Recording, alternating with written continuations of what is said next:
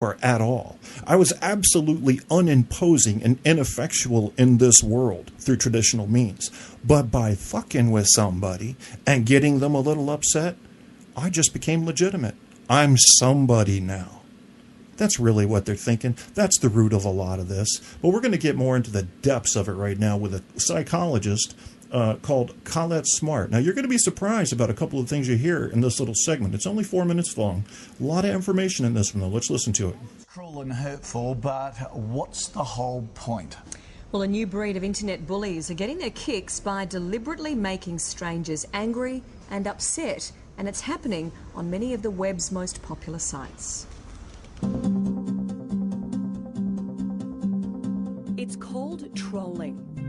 Internet trolling is when people go searching for ways to offend people online. It largely happens in places like Facebook more and more, in a lot of sort of forums and comments underneath stories. Some don't stop at insulting strangers. They attack the dead, targeting families in mourning. They will specifically target Facebook pages or tribute pages to people who have actually passed away. RIP trolling is the most destructive, the most heartless form of trolling because people are obviously grieving. While the trolls post anonymously, they can be tracked down. In 2010, Queensland woman Jessica Cook pleaded guilty to posting offensive images and comments on the tribute page of a murder victim. In Melbourne, police were also forced to intervene when teenager Cameron Lowe's remembrance page on Facebook was filled with vile images and distasteful jokes. It's happened overseas too. Last year in the UK, a man was jailed for taunting grieving families online. Internet trolling is worse than face-to-face bullying. People who tend to go down that road, you'll find, wouldn't normally be people who you would pick as a bully. Oftentimes they're very intelligent people who are behind the trolling activities. They're not sort of, as people would recognise bullies as thugs or, they don't think. Experts say it is the worst kind of online bullying. These people are very, very decisive and very articulate, and they're very deliberate. So how can it be stopped? Why do they do it? Psychologist Colette Smart joins us now, journalist Claire Connolly from news.com.au, who conducted an investigation into trolling. Morning to you both, Claire. You spoke to a couple of trolls. Yes, I spoke to them. What are they like? Are they mean, angry people?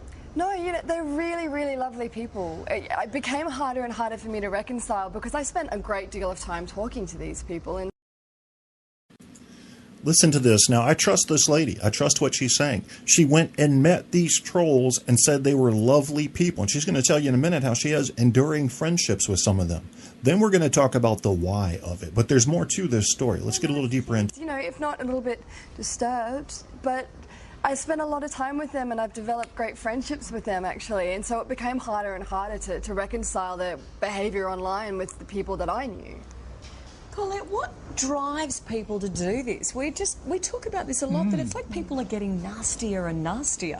I think what we're seeing is now the internet. So we have no capacity really to read emotions, read facial expressions and things like that. So you can remain anonymous on the internet, whereas before, we were talking about letters to the editor and so on. Those would just be ripped up. But now people can do it instantly. So it's an instant message that gets sent out. And in some ways, I think psychologists see this kind of behaviour as almost sociopathic or narcissistic comments. So it feeds their sense of dominance or power.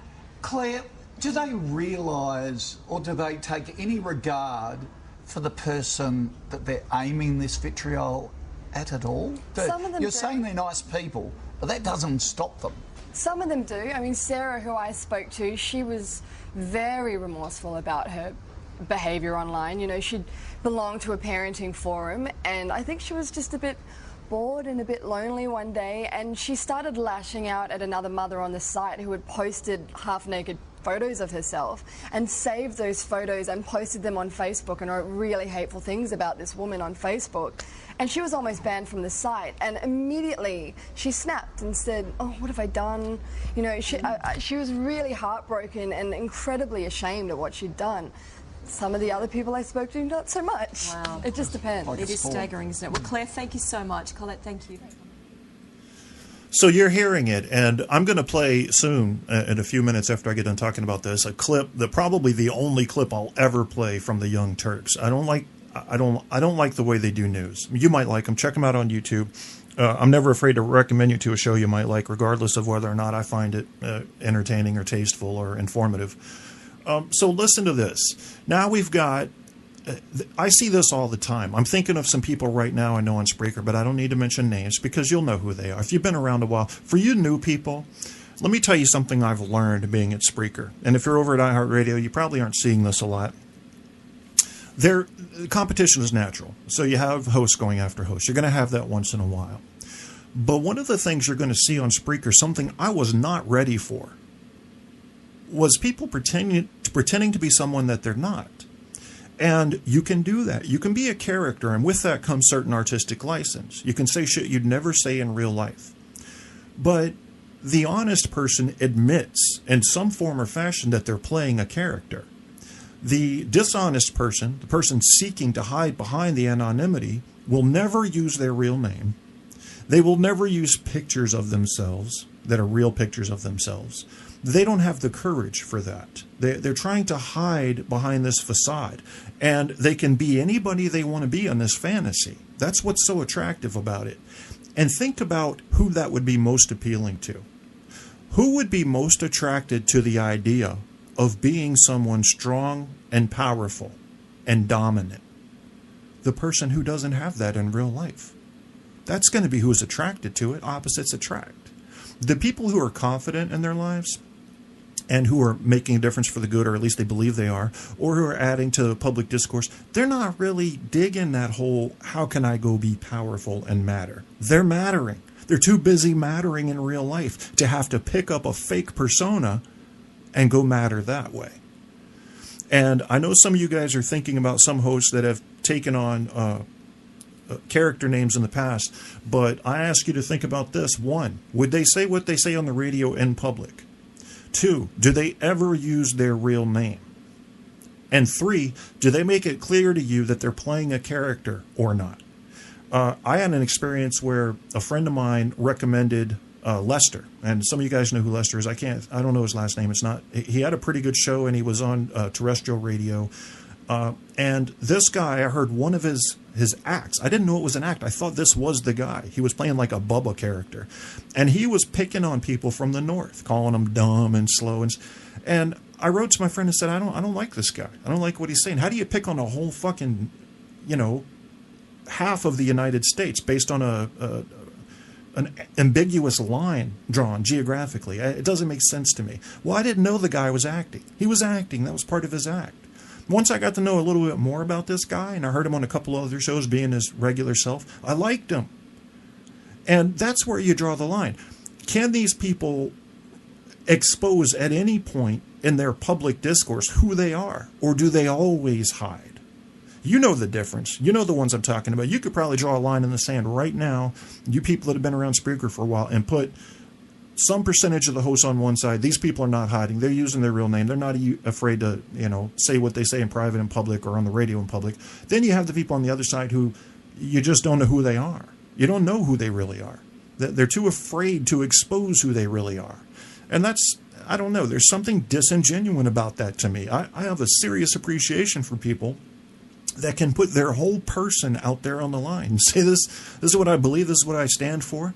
Attack it if you have to, but you're not getting a character here. You're getting the real me. So that's the way I feel about that. We've got a MMA fighter that's going to talk a little bit about trolls, and you're probably expecting a certain type of approach to this from an MMA fighter. Yeah, I'll just beat them all up. But that's not exactly what you get here. And who is this? I can't remember the name of the host. He's pretty famous, but I don't listen to a lot of these famous radio shows. I listen to clips from radio shows that have stuff in them that I'm interested in. That's kind of my thing. But we'll have to see. You'll probably recognize the show as soon as I play it. Let's get it started. I'm going to have to interrupt this one a bit because it's one of the longer segments, but it's highly informative. So let's get into it. Tamsin Gregg and Catherine Kelly star in our continuing drama The Guilty tonight at 9 here on ITV. Now, though, tonight looks at the growth of online abuse and what makes a troll tick.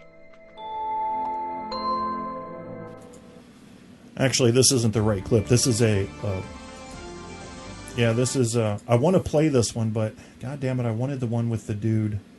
Let me see if I can find it.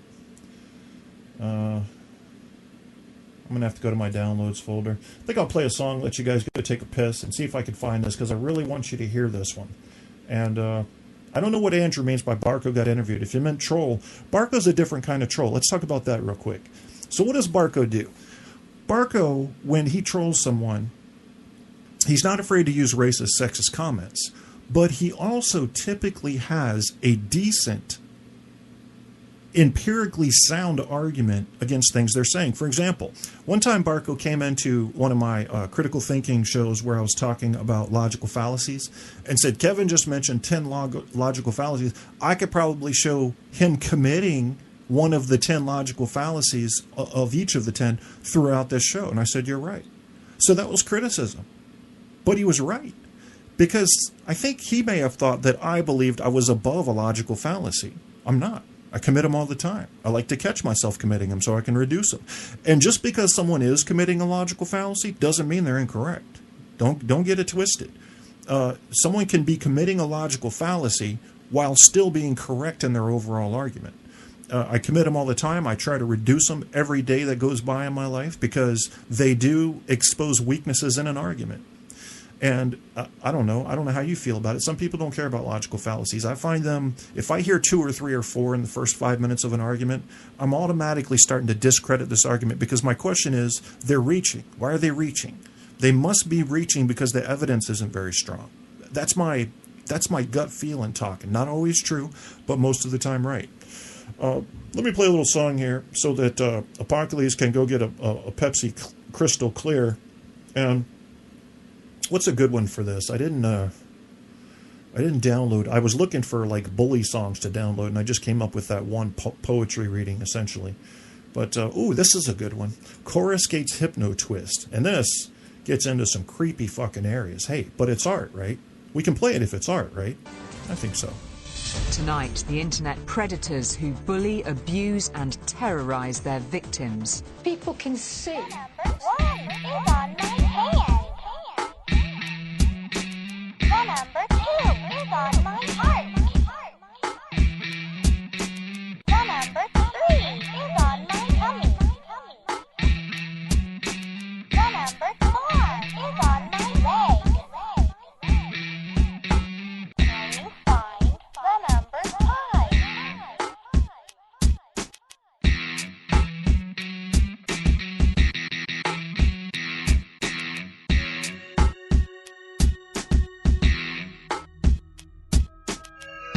Wait, what was that? The only reason she agreed to see Luscious Lucius the hypnotist was because as a child she was intrigued by the hocus-pocus act of hypnotism and wanted to witness it as a mature adult. She and her friends had spent nearly an hour debating whether or not hypnotism was real, and then who would volunteer to participate in the show. Evie was feeling particularly adventurous and said she'd give it a go. Her skepticism for the whole thing made it an easy decision. Inside was dim and smelled of incense. 6-foot pillar candles illuminated the sides of the tent. Guttural droning sounds of music played from hidden speakers that Evie couldn't locate. It wasn't obnoxiously loud, but it wasn't her taste either.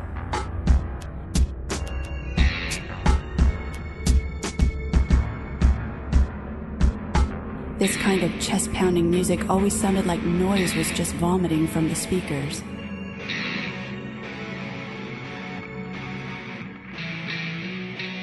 Welcome, a silky feminine voice greeted her. She turned and looked into the dark gray eyes of a woman with long, wavy blonde hair that Evie would have killed for. Oh, hi. I think I'm in the wrong place, Evie said. Is this a private show?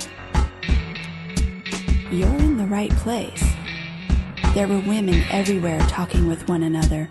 Some were leaning closely as if they were telling secrets, or maybe they were lovers about to kiss. Trust me.